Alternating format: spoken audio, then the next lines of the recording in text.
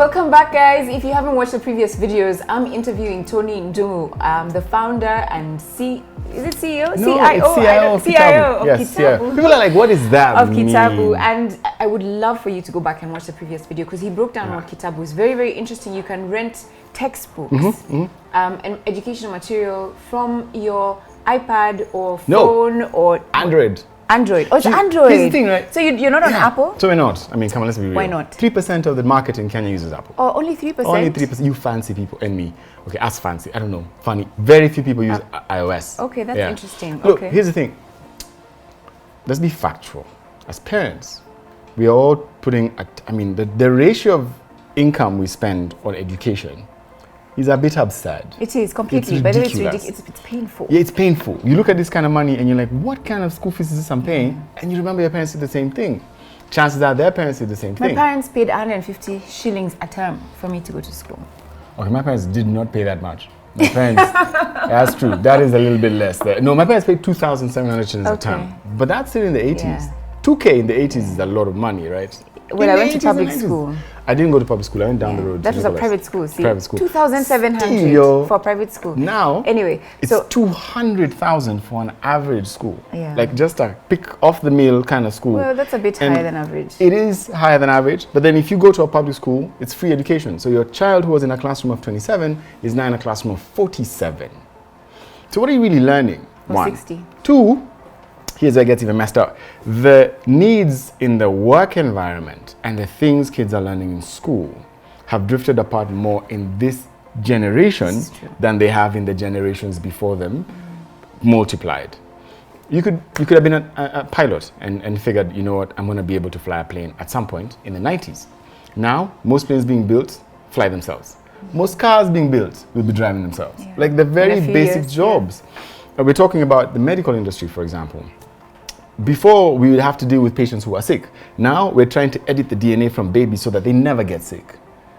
It's a matter of doing the math. I know, right? It's ridiculous. Machine learning is, people always hear machine learning. What is that? So, which is what for me, in fact, I was reading an article the other day that was talking about the careers that will be important, you know, in the next 10, 20 years. Yeah. And so when I look at the education system that we have right now, the CBC, I have a child in it actually. Yes.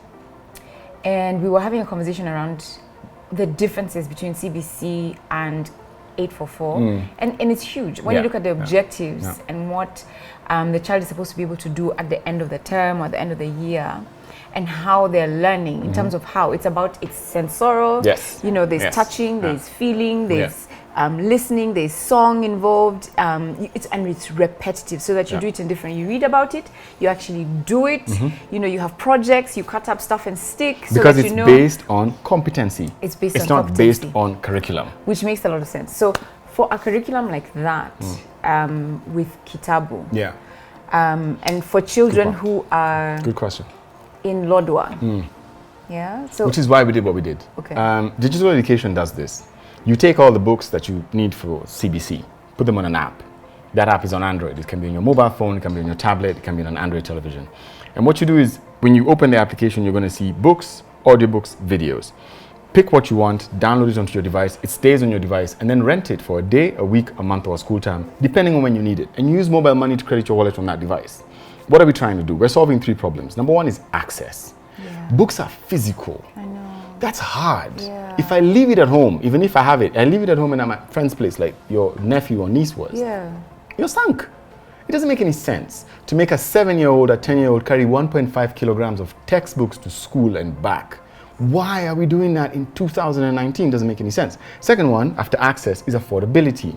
Paper, insurance, transportation, storage. The things that go into doing a book are more insane than you would believe. We're chopping down forests, we're putting things in storage, the amount of water we're spending ruining the environment. There's so many things that books are doing that because you just want to get that book, you don't really care what's happening, but it's actually detrimental. Not to mention, this is edition 1 of the book. This is edition 1. You need edition 2 next week. Edition 3 the week after or the year after. What are you going to do about all those? But if it's a digital solution, it's instant. It's everywhere at once. It's omnipresent. You can get it on the device you've got. And then also the problem that the government is broke at the moment. Then there's that. And they're not able to buy enough textbooks for the kids. So you have one 4 textbooks for a class. For example. And here's the thing. Someone's going to say, oh, but devices are hard to...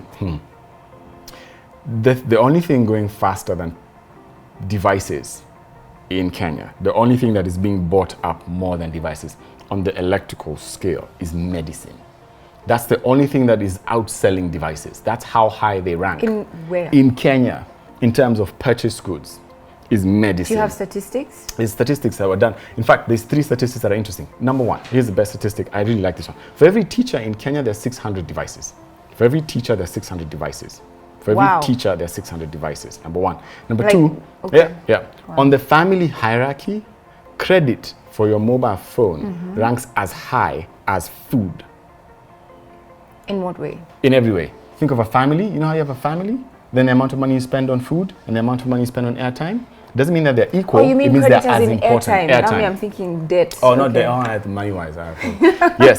So airtime and food rank equally for low-income families in Kenya. It's as important for me to have airtime on my phone. They spend as much on airtime? Not as much. It's just as important.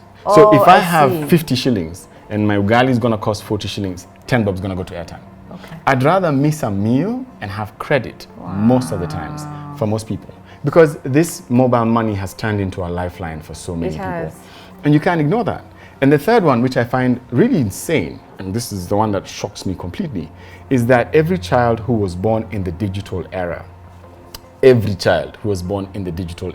is, by the age of 5, is digitally competent to work any tablet. By the age of 5. So you go to, whether it is Lavington or Mukuru kwa Jega, and you give them both tablets, and you leave them for a day, these kids will be able to do the same thing. True. Doesn't matter where they come from, how much money. So it's already an equalizer. So why don't you want to put the educational content that these kids need to be able to progress in their lives on a device? How many people have accessed Kitabu so far? 15,728. And where are they from? We have it everywhere, including Malaysia, Rwanda, even Malaysia? Uganda. Yes, we've got people. And we haven't even launched yet. Oh, you haven't? We haven't. When do you launch? July you're this still year. Testing. It's pedagogy. We're very careful about it. It's what? Pedagogy. And what is that? Pedagogy is the process of somebody's learning. How you do it, the delivery of learning. We're very careful. These are kids' lives. These are people's children. Yeah, so you want to do it right.